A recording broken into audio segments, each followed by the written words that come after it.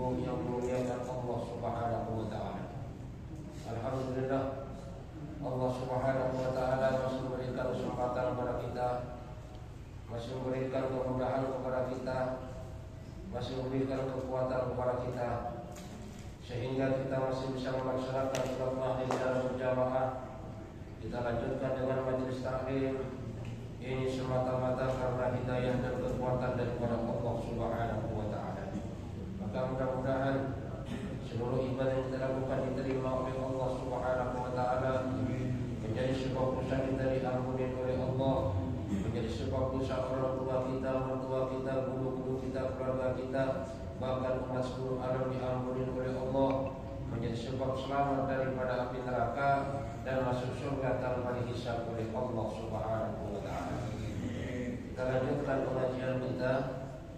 Bismillahirrahmanirrahim. Qala musannif rahimahullah wa qala al-Hatim al-Asr rahimahullah taala. Di mana Imam Hatim al-Asr mengatakan, jadi Imam Hatim Al-Asr ini kalau bahasa kita tuli bakal gak dengar. Sebenarnya beliau dengar, cuman pura-pura kagak dengar. Kenapa beliau pura-pura kagak dengar? Karena untuk menutupi aib daripada seorang wanita, di mana pada saat itu seorang wanita gadis kentutnya gede banget. Dan makanya Imam Hatim al-Asr ini pura-pura kagak dengar. Sehingga apa? Sehingga wanita tadi terselamatkan daripada rasa malu. Jadi untuk menutupi aib daripada seorang wanita biar gak malu, sampai pura-pura kagak dengar. Kan malu juga kan, wanita cantik, kentutnya gede banget, diomongin sama orang kan malu, Pak. Ditutup aibnya. Jadi setelah melihat Imam Hatim tadi gak dengar, maka wanita ini gak jadi malu dia. Oh, berarti gak dengar ini Imam Hatim. Beda dengan kondisi kita sekarang. Kalau kondisi sekarang kadang-kadang dicari-cari. Bahkan ada satu kisah, ya, panas-panas nasi angkot, tiba-tiba ada yang kentut, lagi macet lagi, bau banget. Makanya ditanya kagak ada yang ngaku. Kenapa? Kalau ngaku bisa-bisa ini dibuat awal itu istilahnya caci maki sama orang sekelilingnya. Gak ngaku ya. Sampai kapan? Sampai akhirnya turun. Setelah turun, apa kata supirnya? Yang kentut belum bayar. Karena dibilang yang kentut belum bayar, langsung dia siapa bilang? Baru diketahui oh kerjanya yang kentut. Jadi tambah dicari-cari. Tapi Imam Hatim al-Asr ini pura-pura kagak dengar, pura-pura budak karena untuk menutupi daripada aib seorang wanita yang buang angin di depannya. Apa kata Imam Hatim al-Asr? Arba'atun la yu'rafu qadruha illa bi arba'in. Bahwasanya ada 4 perkara di mana 4 perkara ini tidak akan dirasakan oleh seseorang nilainya sampai kapan? Sampai akhirnya datang 4 perkara yang lain. Apa 4 perkara tadi? Yang pertama, qadrus sababi la ya'rifu ila suyuh. Bahwasanya bagaimana nilainya masa muda ini akan diketahui oleh orang-orang yang sudah tua. Nilainya masa muda, berharganya masa muda, ini yang tahu nilainya cuma orang-orang tua. Sehingga banyak orang-orang tua yang di dalam masa mudanya ini disia-siakan, maka setelah tuanya dia menyesal banget. Kenapa? Karena tahu bagaimana nilainya masa muda. Di mana saat muda kan semuanya kuat, Pak. Di masa muda ya begitulah, ya, merasakan bahagia yang sangat luar biasa. Tapi di saat tua itu sudah beda kondisinya pada saat masih muda. Makanya pernah saya bertanya kepada seseorang yang umurnya udah tua, di atas tanya gini, Bapak kan sudah tua, memang saya sudah tua. Umur berapa Pak? Iya di atas 65. Kira-kira selama Bapak hidup ini kan sudah banyak presiden. Dari presiden pertama, kedua sampai sekarang. Kira-kira yang paling enak Bapak hidup itu di masa presiden siapa? Maka jawabnya, yang saya rasakan paling enak ini waktu saya hidup di masa Presiden Soeharto. Makanya kan enak zaman kuto. Emang kenapa Pak? Karena pada zaman Presiden Soeharto saya masih muda, istri saya juga masih muda, dan saya masih kuat kerja kemana-mana. Ya, pada saat itu saya masih belum pensiun, tunjangan lumayan buat sehari-hari. Beda dengan masa sekarang. Makanya kalau saya ditanya, kira-kira zaman presiden siapa yang paling enak? Yang dijawabnya yaitu di zaman Presiden Soeharto. Ini kata orang-orang tua. Kenapa? Karena dia sudah paham nilainya, bagaimana nilainya masa muda. Ya, jadi nilainya masa muda ini akan diketahui kalau kita sudah tua, Pak. Makanya yang masih muda-muda ini diusahakan hidupnya harus semangat. Yang masih belajar, belajarnya pun harus semangat. Yang masih bisa kerja, kerjanya pun harus semangat. Ibadahnya pun harus semangat. Kenapa? Karena jangan sampai nanti sudah tua bilang gini, wah sebenarnya kalau saya masih muda mau saya ke masjid. Kalau saya masih muda mau saya majelis taklim. Kondisi yang semacam itu terucap oleh orang yang sudah tua. Udah sakit-sakitan, udah jalannya pun istilahnya harus dituntun misalnya, baru dia merasakan. Makanya penyesalan yang semacam itu akan dirasakan. Makanya di saat kita masih muda, masih kuat, ya kita harus perbanyak ibadah kepada Allah Subhanahu wa taala. Kita banyak ke masjid, dekat ke masjid, program aja diikutin, taklim ikutin. Kenapa? Karena taklim ini sarana pengampunan dosa, dan taklim ini fadilahnya sangat luar biasa. Kita duduk bahas satu ilmu lebih baik daripada sholat 100 rakaat. Kita duduk bahas satu bab ilmu lebih baik daripada 1000 rakaat.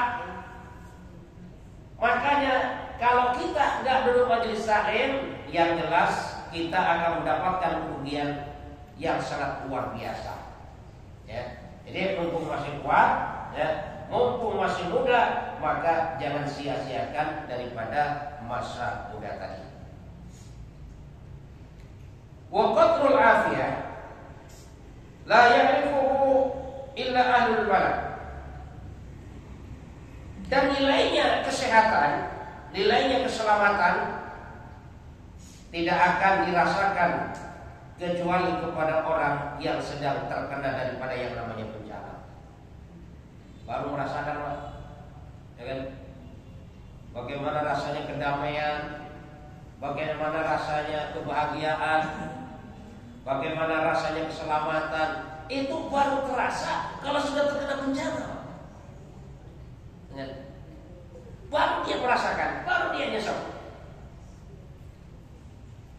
Tapi kalau belum terkena bencana, kadang-kadang tak merasakan. Sehingga di saat dia dalam keadaan aman, di saat dalam keadaan sejahtera, maka yang ada dia berhura-hura, berhambur-hamburan, tidak ingat bahwasanya suatu saat akan terjadi sesuatu yang tidak diinginkan. Yang ada apa? Yang ada pada saat itu adalah hanya penyesalan saja. Makanya di saat kita dikasih sehat oleh Allah, dikasih kekuatan oleh Allah, dikasih keamanan oleh Allah, kita bersyukur, Pak. Coba bayangkan bagaimana perasaannya. Ya, termasuk di suatu daerah kan banyak kan saudara-saudara kita tertimpa tsunami, tertimpa daripada gempa bumi, longsor dan sebagainya. Bagaimana perasaannya?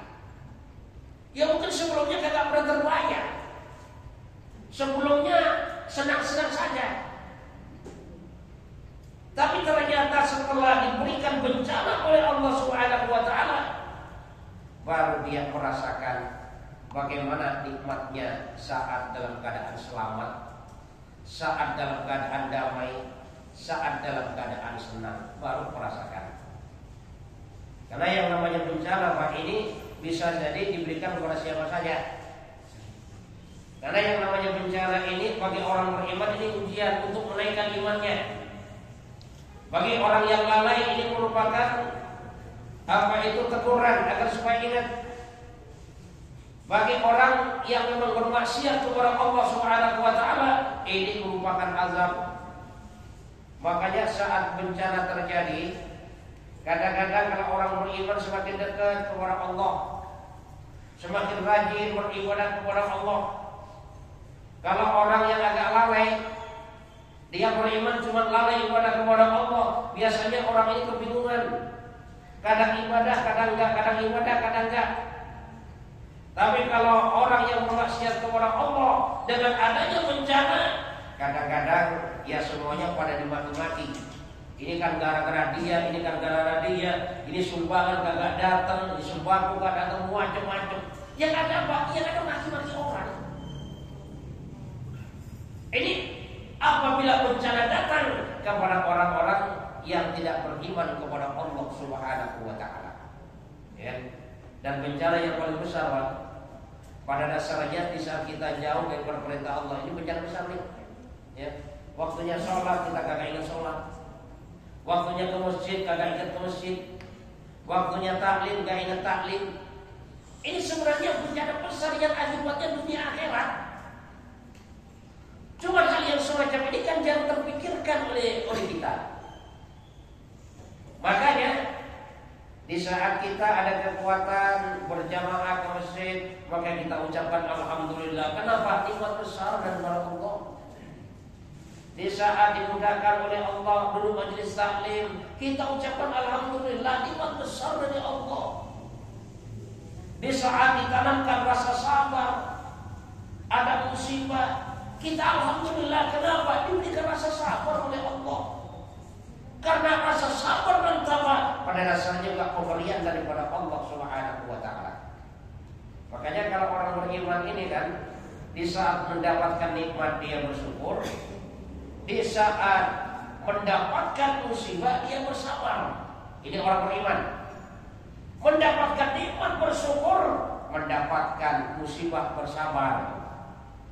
Tapi kalau orang enggak beriman, di saat suka dia bangga dengan dirinya. Di saat berhasil, ini kan gara-gara saya, ini kan gara-gara kehebatan saya. Di saat dia gagal, semua orang pada disalahin. Itu kan gara-gara kamu tuh. Ini kan gara-gara semua orang disalahin. Tapi kalau orang beriman, di saat mendapatkan nikmat suka dia bersyukur, di saat duka maka dia bersabar kepada Allah Subhanahu wa taala. Makanya hal yang semacam ini pernah terjadi kepada salah satu ulama besar pada saat itu. Di saat ngajar, maka ada pelayan datang, "Syekh, bahwasanya hari ini kapal saya tenggelam dan semua dagangan habis, dan saya mendapatkan kerugian yang sangat luar biasa besarnya." Maka saya tadi tundukkan kepala, langsung diangkat kembali kepalanya dengan ucapan alhamdulillah. Pergilah itu pelayannya. Gak lama lagi gak taunya pelayan datang lagi, Syekh. Ternyata yang tenggelam tadi bukan kapal saya. Yang tenggelam tadi kapal orang lain. Dan kapal saya sekarang mendapatkan laba keuntungan yang sangat luar biasa.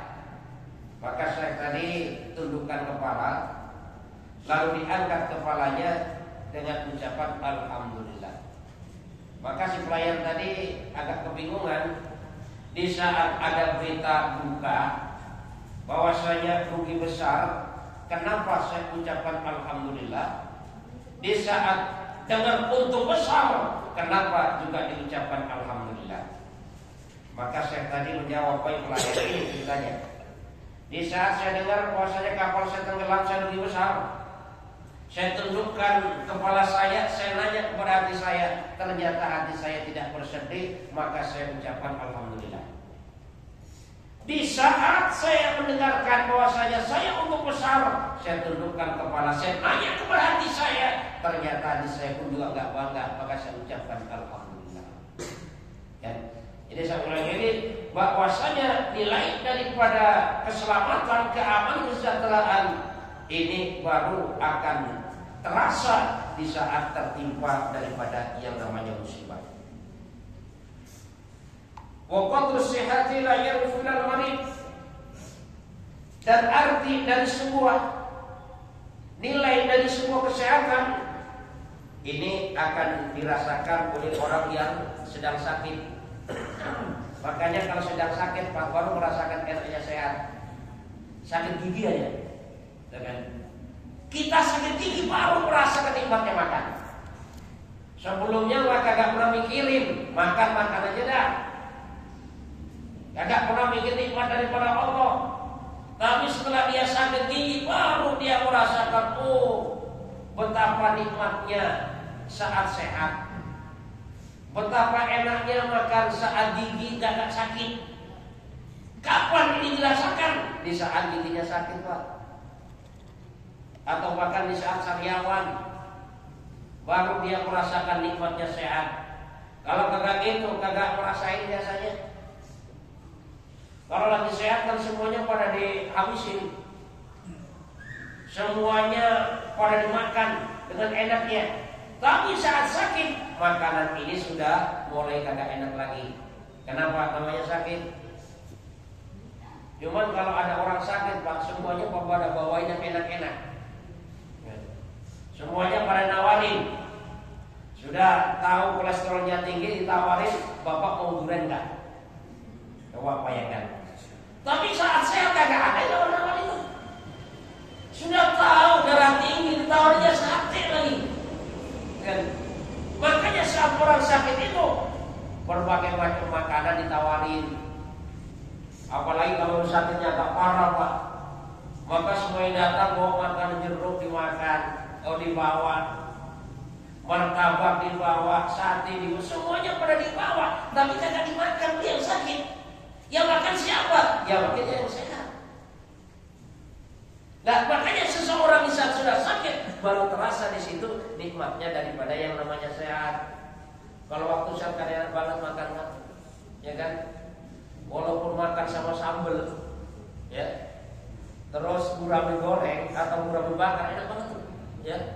Padahal cuma gurame bakar sama sambal, tapi enak banget, bisa nambah.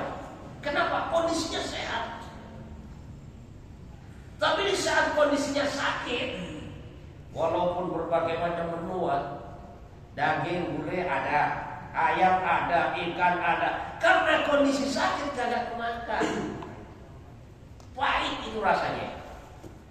Nah, makanya bagaimana nilainya sakit, nilainya sehat ini bisa dirasakan maka di saat kita sehat, di saat kita sakit, ya. Jadi nilainya sehat baru kita merasakan di saat kita sakit. Makanya kan kadang-kadang ada kan orang saking takut sakitnya, Pak. Kalau orang kaya, dokter itu banyak, ya kan? Ada yang khusus dokter kulit karena takut sakit kulit. Ada yang khusus dokter jantung. Ada yang paru-paru, pendek kata karena duitnya banyak. Jadi semua organ ini ada dokternya masing-masing. Sampai rambut ada sendiri. Kenapa? Rambut putih. Cek itu, cepetan. Gigi ada dokternya. Nah, yang repot ini kalau sakitnya barengan, Pak. Ya. Paru-paru sakit barengan, ginjal sakit barengan, jantung sakit barengan, kulit sakit barengan. Semua dokter ngasih obat kan bisa jadinya komplikasi. Jadi orang banyak dokter itu karena takutnya sakit tadi, itu kan, karena pinginnya sehat. Tapi yang namanya kehidupan dunia ini nggak ada ceritanya orang sehat terus. Sehat sakit itu sudah biasa. Sakit bagi orang beriman adalah pengampunan dosa. Di saat sakit dosa kita diampuni oleh Allah Subhanahu wa taala. Bahkan kalau banyak dosa, Allah sayang kepada kita. Sebelum kita meninggal kasih sakit dulu oleh Allah Subhanahu wa taala. Untuk apa? Agar supaya dosa-dosa terampuni sehingga meninggal dunia sudah tidak membawa daripada dosa kepada Allah Subhanahu wa taala. Ya dosa sakit ini pengampunan dosa. Makanya di saat sakit kita enggak usah banyak ngeluh. Ya udah rasain aja, perbanyak istighfar kepada Allah. Perbanyak doa kepada Allah. Karena doa orang sakit ini termasuk doa yang dikabulkan oleh Allah Subhanahu wa taala. Wa qatlul hayati la ya'ifuhu illa al-maut. Dan nilai daripada kehidupan baru dirasakan oleh orang yang meninggal. Ya. Jadi nilainya hidup akan dirasakan bagi orang yang sudah meninggal. Ini ya, makanya kehidupan ini pada dasarnya sangat berarti sekali. Makanya yang keempat kata Imam Hatim al-Asam, wa qatlul hayati la ya'rifu ilal maut. Jadi nilai ya daripada hidup akan diketahui setelah seseorang ini meninggal dunia. Kenapa? Karena kalau sudah meninggal dunia ini, semua apa yang dikerjakan dalam hidup baru dia rasakan. Makanya kan banyak kan orang takut kematian, Pak. Saya takut banget sama mati. Padahal yang namanya kematian ini akan terjadi pada siapa saja. Kan? Yang jelas penyesalan bagi orang yang sudah meninggal ini baru dia sangat luar biasa misalnya. Jadi nilainya hidup ini yang merasakan orang yang sudah meninggal. Makanya orang di saat belum meninggal, baru mau meninggal aja, istilah doa kepada Allah, Rabbi akhirni ila ajalin qarib. Ya Allah, tangguhkan sebentar saja ya Allah. Kenapa? Karena semuanya sudah ditampakkan oleh Allah. Semuanya sudah terlihat. Bagaimana yang dijanjikan Allah Subhanahu wa taala, surga neraka sudah terlihat. Makanya nangis kepada Allah, minta ditangguhkan kematiannya, tapi yang semacam itu tidak dikabulkan oleh Allah. Makanya kalau orang-orang melihat bagaimana tempatnya surga, maka kematian itu disambut dengan kebahagiaan. Makanya kan sekarang yang banyak dipikirkan ini kan bagaimana hidup enak, tapi nggak pernah memikirkan bagaimana mati enak, Pak. Jadi yang dipikirkan bagaimana saya hidup enak, keluarga hidup enak, anak hidup enak, bahkan kalau bisa 7 turun hidupnya enak. Tapi nggak pernah terpikirkan bagaimana supaya matinya enak. Bagaimana kematian yang enak? Kematian yang enak ini adalah kematian di saat kematian yang akhir hayatnya bisa mengucapkan daripada kalimat La ilaha illallah.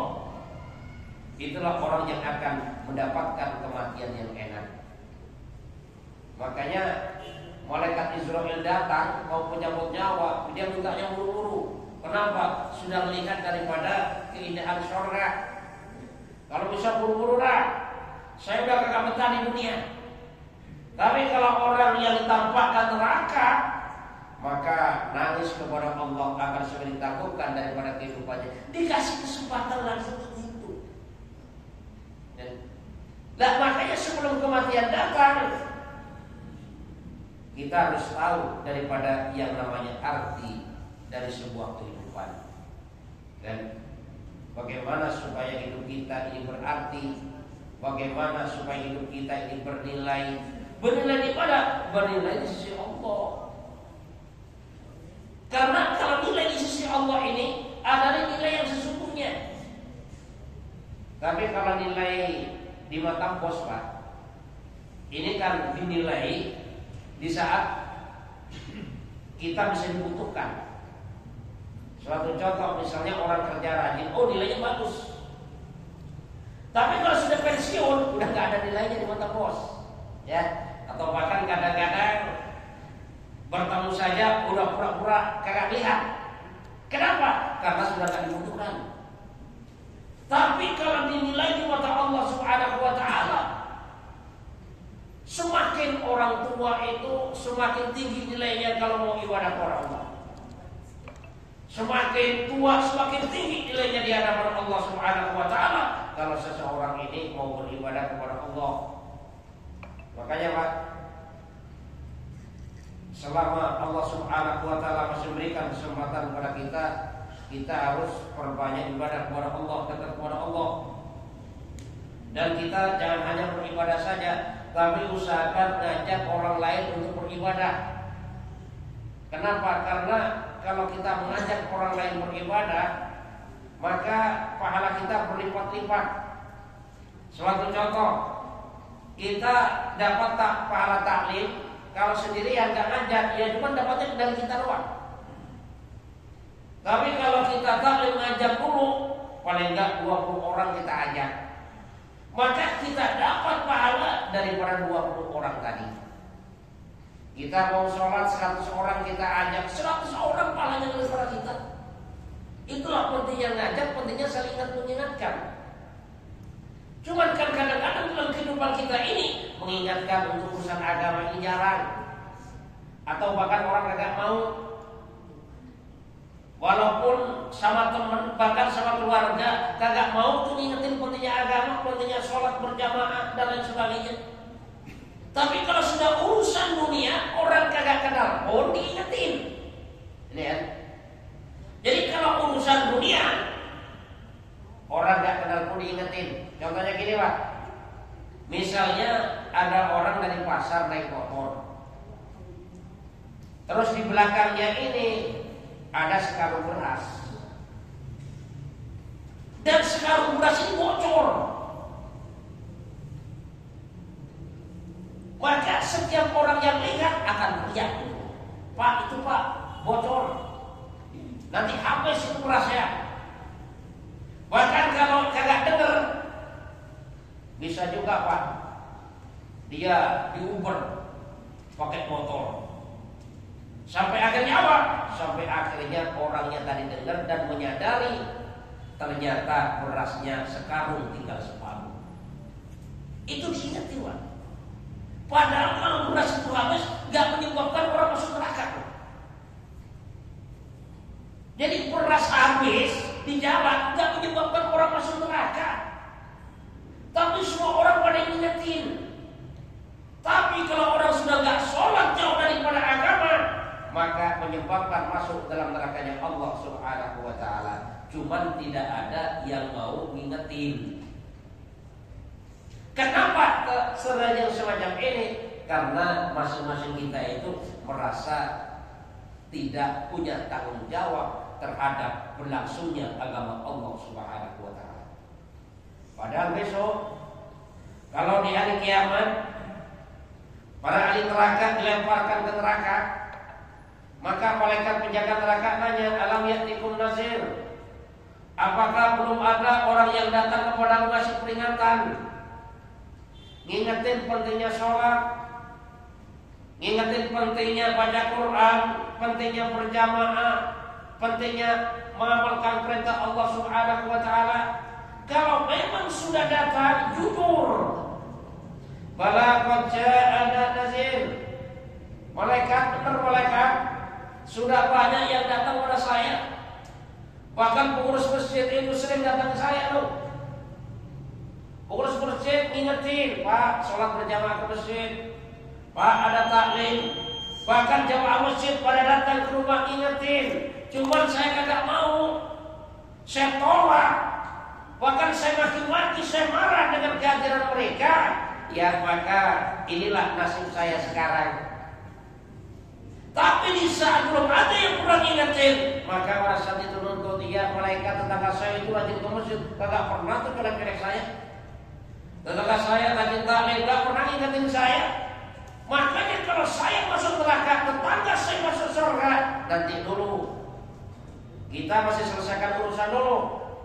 Karena gara-gara dia saya masuk neraka, maka saya masuk neraka, ngajak dia bersama-sama di dalam neraka. Jadi jangan sampai seperti itu. Maka di samping kita beribadah, harus sama-sama kita ajak orang lain beribadah.